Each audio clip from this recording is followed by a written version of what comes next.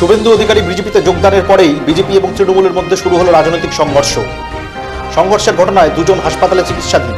দুদলের কর্মীরাই করলেন থানা ঘেরাও কর্মসূচি। বীরভূম জেলা তৃণমূল সভাপতিকে তার জায়গাতেই হারাবো, তবে দলে আসতে চাইলে ভেবে দেখব, আজ এই মন্তব্য করেন বিজেপির রাজ্য সভাপতি দিলীপ ঘোষ।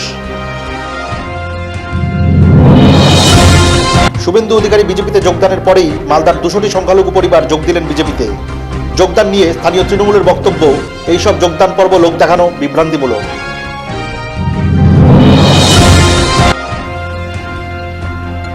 পনেরো বছরের এক কিশোরের আত্মহত্যার ঘটনায় শোকস্তব্ধ দক্ষিণ দিনাজপুর জেলার কুশমন্ডি ব্লক। আত্মহত্যার কারণ নিয়ে ধোঁয়াশা। গোটা ঘটনার পুলিশি তদন্ত শুরু হয়েছে।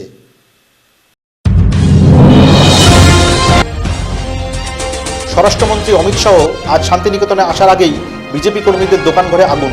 অভিযোগের তীর তৃণমূলের দিকে। ঘটনাটি অস্বীকার করেছে স্থানীয় তৃণমূল নেতাকর্মীরা। তদন্তে নেমেছে বোলপুর থানার পুলিশ।